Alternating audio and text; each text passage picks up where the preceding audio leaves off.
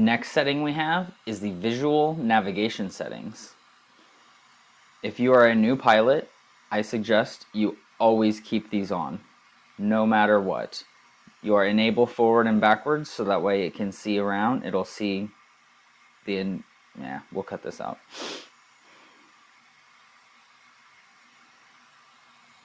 So in the visual navigation settings, the forward and backward obstacle avoidance, normal, if you click that, it will actually explain to you what those pictures look like and what it means when it's all green and what it means when it's all red, so that way you'll fully understand whether or not your drone is ready. So if you go to fly and you see all your circles are all red, you'll instantly know, okay, I need to go into my settings and change my visual navigations.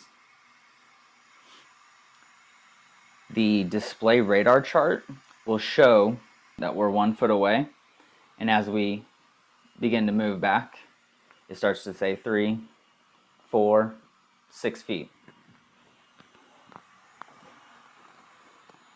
That will show for the front, the back, and the sides. Underneath the display radar chart, we have the bottom auxiliary lighting, which I always set to auto because it'll only come on when it's dark and it'll only come on when you're landing.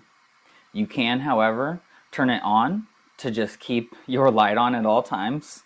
It could help you to find your drone and make it easier to see, but it's also kind of a nuisance. You could keep it off, which honestly I think could be a little dangerous because if you're landing and it's dark, obviously the lighting helps. So I leave mine on auto.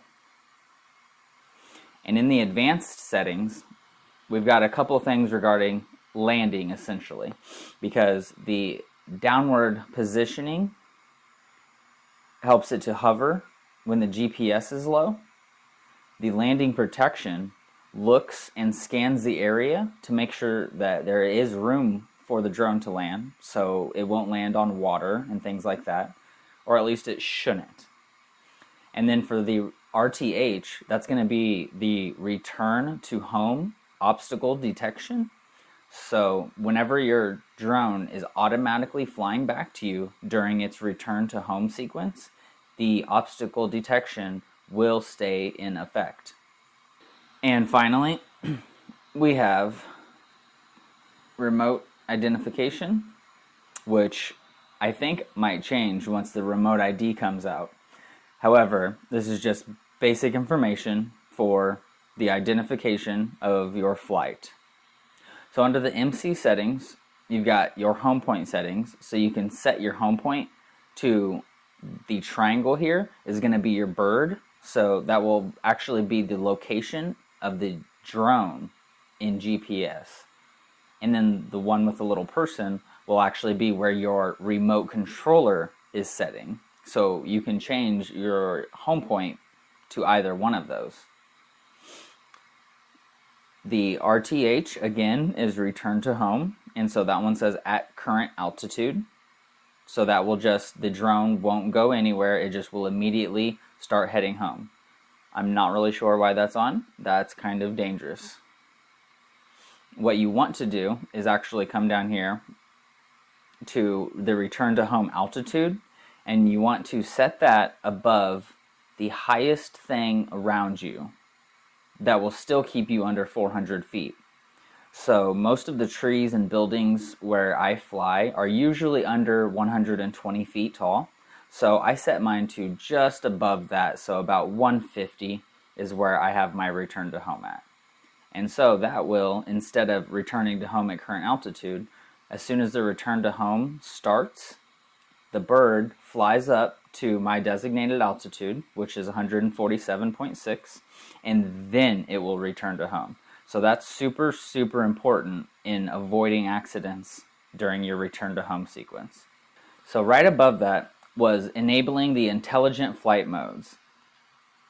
As an amateur pilot, you can just turn this off, so that way you just kind of have a basic drone, basic flight, and you don't have to think quite as much about it. As you become more advanced, we can turn this on, and you can actually switch between 3 different flight modes.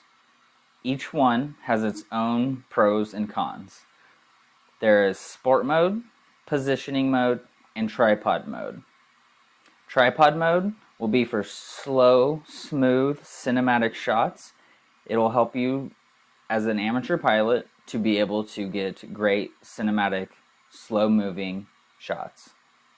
The P, the positioning, is going to be your basic flight controls. And then your sport mode is going to be for maneuverability. It's going to be moving quickly, but you also need to be aware when you turn sport mode on, every single one of your visual navigation settings will be shut off. So there will be no obstacle avoidance during sport mode. Directly under that, they have a beginner mode, and even as a brand new drone pilot, I would not recommend using this. Simply because it's so restrictive, because it's a 30, I believe, foot radius around the home point. 30 feet's not that far. When you're first learning to fly your drone, you do kind of need a little bit of space. So I would just say fly smart and go slow as you practice, but don't necessarily turn the beginner mode on unless you are actually scared of a flyaway, or it really is the very, very first time you've ever flown your drone. It might be a good idea. Underneath of that, we have maximum altitude, which this is amazing. So unless you are flying a building that's already several hundred feet tall and you need to go above 400 feet, which is only legal in certain circumstances, this will help you to stay legally flying. It's really easy whenever you're looking at such a beautiful scenery and you've got your hands on the sticks to just kind of keep accelerating. It's very, very easy to do. This will help you to stay within the law and stay under the 400 feet. You set your maximum altitude, and then your drone should not be able to go above that. Distance limit is going to be the same thing, only for distance away from you. And this is in meters, but then directly under that it shows feet. I don't do the distance limit because I fly within line of sight, and that kind of varies based on where you're at. So I don't ever put a distance limit on myself. And then last we have the MC settings, advanced settings. The advanced settings are exactly like they sound. You're not going to want to touch these unless you are an advanced pilot. Despite the fact that these are the advanced settings, there's still some information in here that's relevant to every single pilot. First off is your sensor state. It's important to know the quality of your drone and whether or not it's functioning properly. You can come in here to see your IMU and to calibrate it, and you can also check your compass while you're here, and you can also calibrate your compass. So as you can see, everything is in excellent. So we'll go back, and so that's great. Under the RC signal loss, whenever you lose connection with your drone, you will tell it what to do. So hover will literally just stop your drone in the air, and it will just fly there. And it will not move until you can get RC connection again. Landing will land your drone immediately. I personally think that that is incredibly dangerous because that setting was on a couple times whenever I was first flying. Of the three for the RC signal loss, my favorite is return to home. Because if we have the other settings for the return to home set for having obstacle avoidance and set it to the height limit, then when we lose connection with the drone will go up to a recommended height, so that way it can help to avoid obstacles. It will have the obstacle avoidance on, and it will immediately return home. So if you lose signal, it won't land, it won't just hover, it will come back to you, it will come back to you intelligently, and it will come back to you safely. So I think return to home is the best setting to have this on. And last but not least, everyone needs to know about their emergency stop mode. When you're flying, like I've said, it's easy to get sucked into your screen and not necessarily the drone. However, being aware of both your screen and your drone is incredibly important.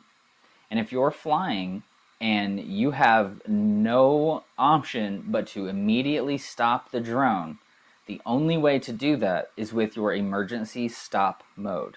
One of the best ways to do this is to have push sticks to the inner or the outer corners. The reason that this is the best is because that is a very unnatural position while you're flying for your sticks to land in. So while you're flying, your sticks really shouldn't ever go to that position unless you need an emergency stop.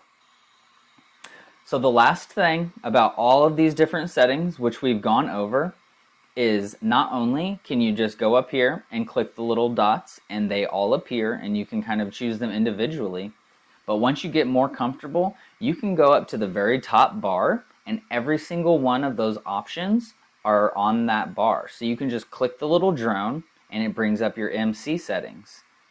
You click the sensors and it brings up your visual navigation. Same with the controller. Same with your HD, which means your image. And with the battery, it brings up every single one. So once you're a little bit more comfortable and you understand what each of those are, you can just be like, oh yeah, I need to work on my battery. What's that doing? Hop in here to your battery. Okay, yeah, everything's fine. Get out and you're like, oh yeah, well, my image is messed up. Let's go to my image. Let's change some things. All right, and so that was a quick overview of the drone. If we need to go into some more detail, please let me know. Other than that, this is Kansas City Keith, and we'll see you guys later. As always, if you hated the video, send me some hate, and if you loved it, send me some love.